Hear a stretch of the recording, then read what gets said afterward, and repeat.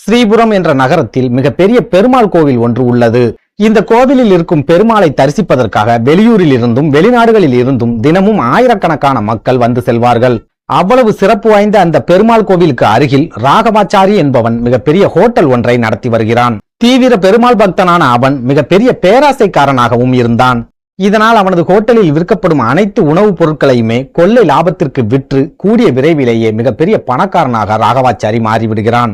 ஆனாலும் அவனுக்கு இருக்கும் பேராசையால் அவன் ஹோட்டலின் உணவுப் பொருட்களை தொடர்ந்து அதிக விலைக்கே விற்று வருகிறான். போதாக்குறைக்கு அந்த பெருமாள் கோவிலை சுற்றி வேறு யாருமே ஹோட்டல் திறக்க முடியாத அளவுக்கு நிறைய தடைகளையும் ஏற்படுத்தி வைத்து விடுகிறான். இதனால் கோவிலுக்கு வரும் பெருமாள் பக்தர்களுக்கு பசி எடுத்தால் ராகவாச்சாரியின் ஹோட்டலில் மட்டும்தான் சாப்பிட முடியும் என்ற நிலை இருந்து வந்தது. அதே நேரம் இவனது ஹோட்டலில் அனைத்து உணவுப் பொருட்களுமே அதிக விலைக்கு விற்கப்படுவதால் அங்கு சாப்பிட்டு செல்லும் அனைவருமே மன வருத்தத்துடன் செல்கின்றனர். ஆனாலும் அதையெல்லாம் கண்டுகொள்ளாத ராகவாச்சாரி தொடர்ந்து பணத்தை சேர்ப்பதிலேயே குறியாக இருந்தான். ராகவாச்சாரியின் இந்த மனிதாபிமானம் இல்லாத செயலை தேவலோகத்தில் இருந்து பார்த்து கொண்டிருந்த பகவான் நாராயணர் மிகுந்த கோபமடைகிறார். எனது பக்தனாக இருந்து கொண்டு பசியுடன் வருபவர்களின் வயிற்றில் இந்த பாவி அடித்துக் கொண்டிருக்கிறானே, இவனை எப்படியாவது திருத்த வேண்டும் என்று பெருமாள் முடிவு செய்கிறார். உடனே யமதர்மராஜனை அழைத்து, யமதர்மா, நீ உடனே பூலோகம் சென்று அந்த ராகவாச்சாரியின் உயிரை பறித்து வா என்று ஆணையிடுகிறார். யமதர்மராஜனும் பெருமாளின் கட்டளையை ஏற்று ராகவாச்சாரியின் உயிரை பறித்து அவனது ஆன்மாவை பெருமாள் முன் கொண்டு போய் நிறுத்துகிறார்.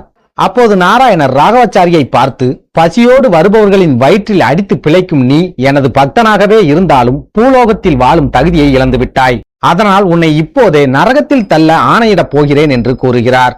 பெருமாள் கூறியதை கேட்டு ராகவாச்சாரி கதறி அழுகிறான். எம்பெருமானே, பணத்தாசையில் நான் மிகப்பெரிய தவறை செய்துவிட்டேன். நான் திருந்தி நல்லவனாக வாழ்வதற்கும் எனது தவறுகளை திருத்திக் கொள்வதற்கும் எனக்கு ஒரு வாய்ப்பு தாருங்கள் என்று கேட்டு ராகவாச்சாரி நாராயணரின் கால்களில் விழுந்து அழுகிறான். உடனே நாராயணர் ராகவாச்சாரியை பார்த்து, மூடனே, உன்னை திருத்த வேண்டும் என்றுதான் நான் நினைத்தேன். உன்னை அழிக்க வேண்டும் என்று நான் நினைக்கவில்லை. அதனால் உனது உயிரை உனக்கு பிச்சையாக தருகிறேன். இதுதான் உனது கடைசி வாய்ப்பு. இனியாவது ஏழைகளின் வயிற்றில் அடிக்காமல் நல்லவனாக வாழ முயற்சி செய் என்று கூறிவிட்டு நாராயணர் மறைந்து விடுகிறார். அடுத்த நொடியே ராகவாச்சாரி தூக்கத்தில் இருந்து எழுந்திருப்பது போல் அதிர்ச்சியுடன் எழுந்திருக்கிறான். இவ்வளவு நேரம் நடந்த விஷயங்கள் அனைத்தும் கனவா அல்லது நிஜத்தில் நடந்ததா என்று ராகவாச்சாரிக்கு மிகப்பெரிய குழப்பமே ஏற்படுகிறது. ஆனாலும் நாராயணர் சொன்ன இதுதான் உனது கடைசி வாய்ப்பு என்ற வார்த்தை மட்டும் ராகவாச்சாரியின் காதுகளில் தொடர்ந்து ஒலித்துக் கொண்டே இருக்கிறது. இதனால் பொழுது எப்போது விடியும் என்று ராகவாச்சாரி காத்திருக்கிறான். பொழுது விடிந்த உடனே முதல் வேலையாக தனது ஹோட்டலுக்கு செல்லும் ராகவாச்சாரி அங்கிருக்கும் விலைப்பட்டியலை தூக்கி தூர எறிந்துவிட்டு கல்லாவையும் முழுமையாக காலி செய்கிறான். கல்லா இருந்த இடத்தில் ஒரு உண்டியலை வைத்துவிட்டு, இங்கு சாப்பிட வருபவர்கள் வயிறு நிறைந்தது போல் மனதும் நிறைந்தால் இந்த உண்டியலில் உங்களால் முடிந்த பணத்தை செலுத்திவிட்டு செல்லுங்கள் என்று எழுதி வைக்கிறான். ராகவாச்சாரியின் இந்த திடீர் மாற்றத்தால் அவனது ஹோட்டலுக்கு முன்பை விட அதிக அளவில் வாடிக்கையாளர்கள் வர ஆரம்பிக்கின்றனர். அப்படி சாப்பிட வருபவர்கள் யாராக இருந்தாலும் சரி, அவர்களிடம் ராகவாச்சாரி ₹1 கூட வாங்க மாட்டான். இதனால் ஒருவேளை சாப்பாட்டுக்கே வழியில்லாத ஏழைகள் கூட ராகவாச்சாரியின் ஹோட்டலில் 3 வேளையும் தரமான உணவை சாப்பிட்டார்கள். அதே சமயம் ராகவாச்சாரியின் இந்த நல்ல குணம் அங்கு சாப்பிட வருபவர்களின் மனதில் ஒரு தாக்கத்தை ஏற்படுத்துகிறது. இதனால் ராகவாச்சாரியின் ஹோட்டலுக்கு சாப்பிட வரும் பணக்காரர்கள் தான் சாப்பிட்டது போக 2 மடங்கு 3 மடங்கு அதிகமான பணத்தை அவனது உண்டியலில் செலுத்த தொடங்குகிறார்கள். இதனால் அந்த உண்டியல் தினமும் நிரம்பி வழிகிறது. ராகவாச்சாரிக்கு முன்பு கிடைத்ததை விட 4 மடங்குக்கும் அதிகமான பணம் தற்போது கிடைக்க ஆரம்பிக்கிறது.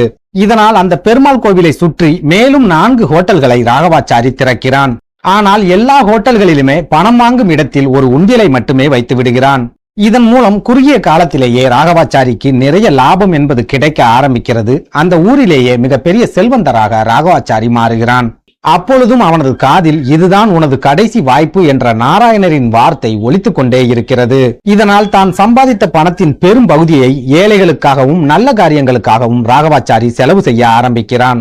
இதனால் குறுகிய காலத்திலேயே ராகவாச்சாரியின் புகழ் அந்த நகரம் முழுவதும் பரவுகிறது. மக்கள் அனைவருமே ராகவாச்சாரியை விஷ்ணு பகவானின் அவதாரம் என்று கொண்டாட தொடங்குகிறார்கள். அதற்கு பிறகுதான் பகவான் விஷ்ணு என்ன காரணத்திற்காக தன்னை படைத்திருக்கிறார் என்ற உண்மை ராகவாச்சாரிக்கு புரிய வருகிறது. நாமும் ராகவாச்சாரியைப் போலவே பணம் சம்பாதிப்பதற்காகவே இறைவன் நம்மை படைத்திருக்கிறான் என்று தவறாக நினைத்து நிறைய பாவங்களை சேர்த்துக் கொண்டிருக்கிறோம்.